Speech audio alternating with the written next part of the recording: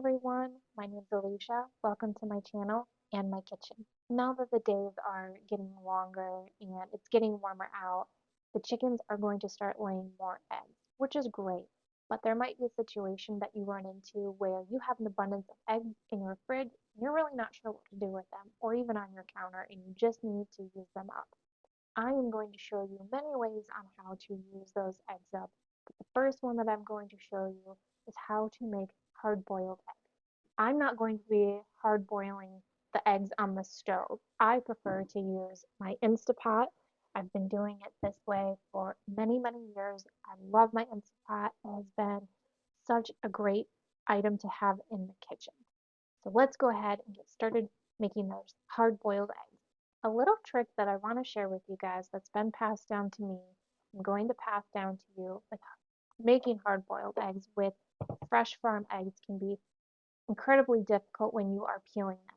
So I'm going to show you a trick. You are going to take your egg, and I know this one's a little hard to tell. Sometimes they're a little difficult. I've got some pretty round eggs in here, but you're going to try to find the round base of your egg. I'm pretty sure this is it here, and then this is the pointy side. So what you're going to do is you're going to take a metal spoon, and you're going to tap lightly on the round portion of the egg until you hear a snap, and that is going to be the membrane snapping on the egg. I'm hoping you can hear it on the microphone and it'll be loud enough. And then you can see on the very bottom there are no cracks at all. That's the membrane that you hear snapping. And this is going to help you tremendously peeling these farm fresh eggs. These eggs are just a couple of days old. So, and you'll see when I go ahead and peel them.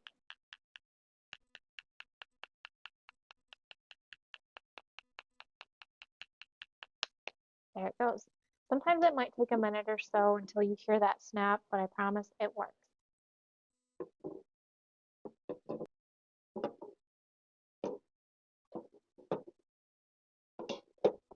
Now that I have all of my eggs in here, I'm going to add 1 cup of water. That's very important. You want at least 1 cup of water anytime you use your Instapot. Now that I have my eggs and water inside the pot, I'm going to go ahead and put my lid on.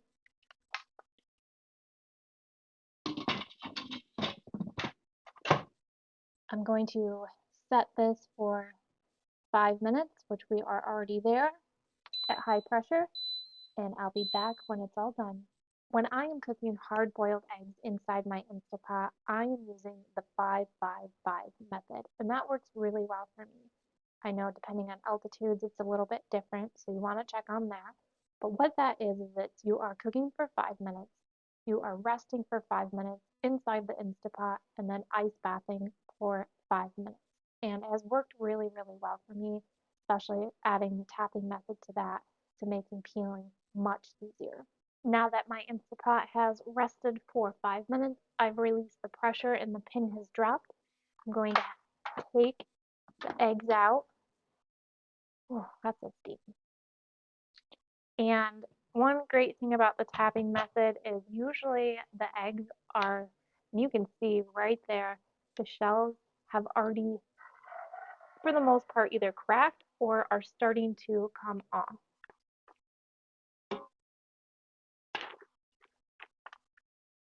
Now I'm going to go ahead and let these rest for 5 minutes and I will be back. The eggs have rested for 5 minutes. Now they're ready for me to peel. And you can see that they are already pretty much cracked, ready for me to go. And remember, these are farm fresh eggs.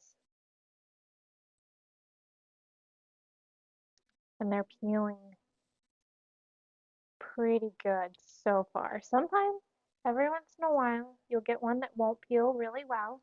It's expected. They're not all going to be perfect, but if you are making deviled eggs, I would recommend making a couple more just in case if they all don't peel 100%. See a little spot there. And sometimes they get a little funky when they already break out of their shell. So that's kind of why I say that you'll want to go ahead and cook a little bit more or extra just in case something happens if you are making deviled eggs. I'm going to go ahead and peel the rest of these and then I'll be back. And we have our hard-boiled eggs right from the Instant Pot. And some of them came out okay. That one's really good.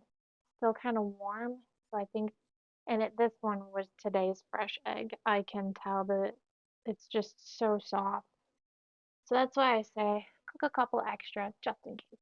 Now that we've made our hard-boiled eggs, what we can do with those is make deviled eggs. I love deviled eggs and it is so easy. I've got everything set up here. I'm only going to do a couple deviled eggs because no one in the house really eats them. So I'm not going to make a bunch. Plus what we have here, there's a few things I want to do with them as well. So I'm just going to do these two here. I'm going to cut in half.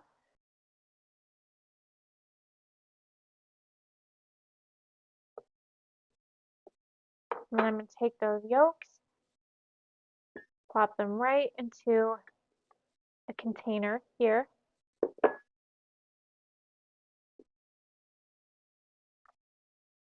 Got my little deviled egg tray. Now that we have our yolk part in here, we're going to add, I don't measure, I just kind of go by my heart and what I feel is right. A little bit of mustard. And then the secret is I've always used sugar. So I'm just going to do a little bit of sugar. Going to add just a tinge of pepper, just a little bit of salt. And I'm going to go ahead and mash all of this together. Yep, tastes pretty good to me. A little more mustard than I should have added, but that's okay. Now, this part is not necessary because there's a very small amount in here. If you're doing a larger batch, I've learned over the years, it's not technically a piping bag, but I'm going to use it as a piping bag. So I'm going to go ahead and fill this with my mixture.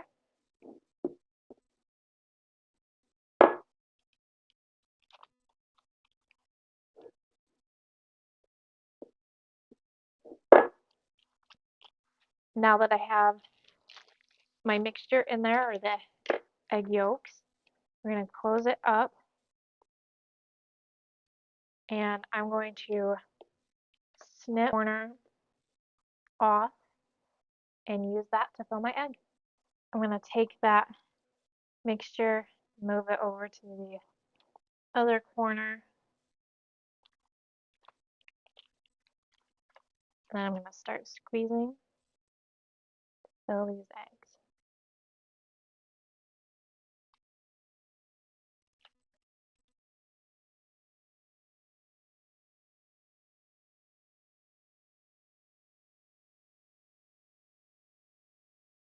And there you have it, farm fresh deviled eggs.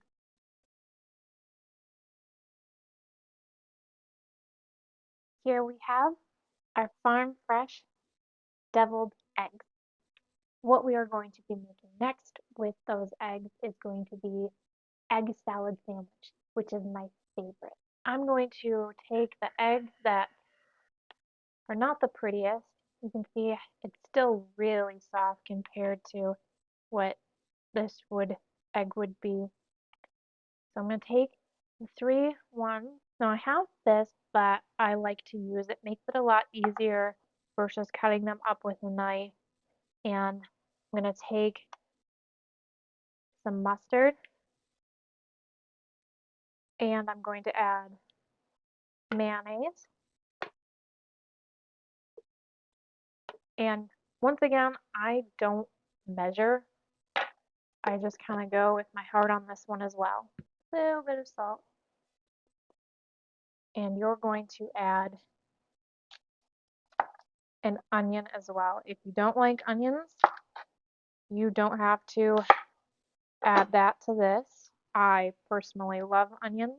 And then if you've got even a green onion, you can use green onion as well.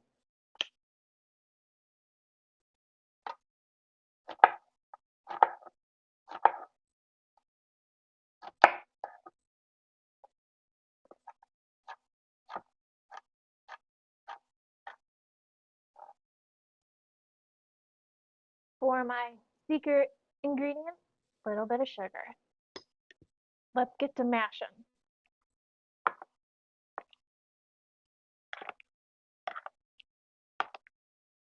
Now that I've got all that mashed up, I'm just going to give it a better stir, even though that does do that for me, chops it up real nice. I still feel like it needs a good stir. Fantastic. And of course, the taste test.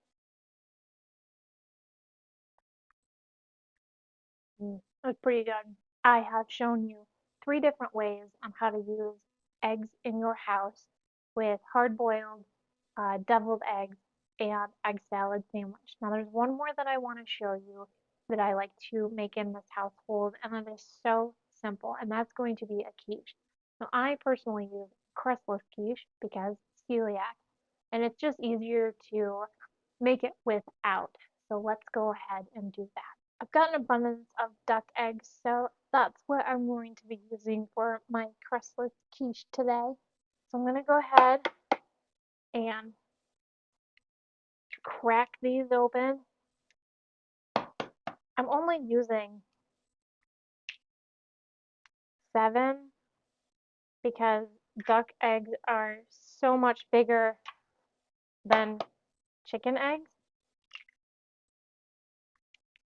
And you don't want to use too many because then you're going to burn your quiche before it can cook all the way through in the middle.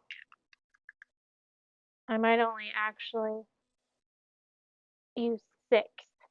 Now that I've got my duck eggs in the bowl, I'm going to add onion to this. Now, of course, if you don't like onion, you can omit that from the recipe.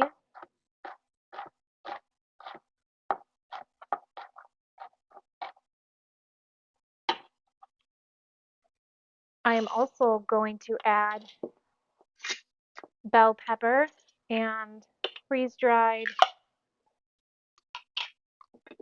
jalapenos to my mixture.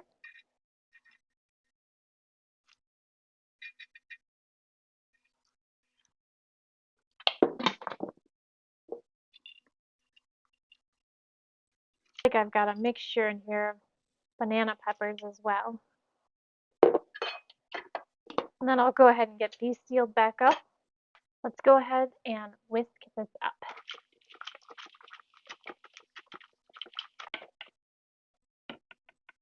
Now that I have all of that mixed together, I'm going to go ahead and let that rest for a little while just because it has freeze-dried jalapenos and peppers in there, and I want to give it a little bit to reconstitute before I put that in the oven. The great thing about this is if you have duck eggs, you can use those in place of chicken eggs.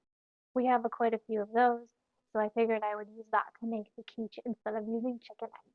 Now that that mixture has been sitting for a while, I'm going to go ahead and grease my baking dish.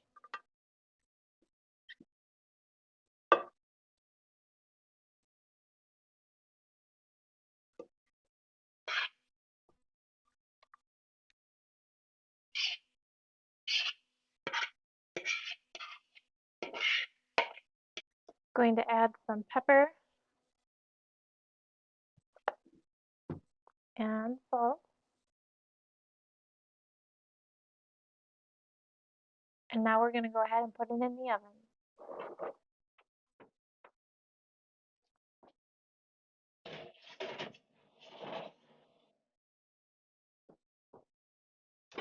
Now that I have the quiche inside the oven, I'm going to cook that at 350 for, you can start at 20 minutes. I go at 20 and then I work my way up until the middle is done cooking and it's not jiggly or raw.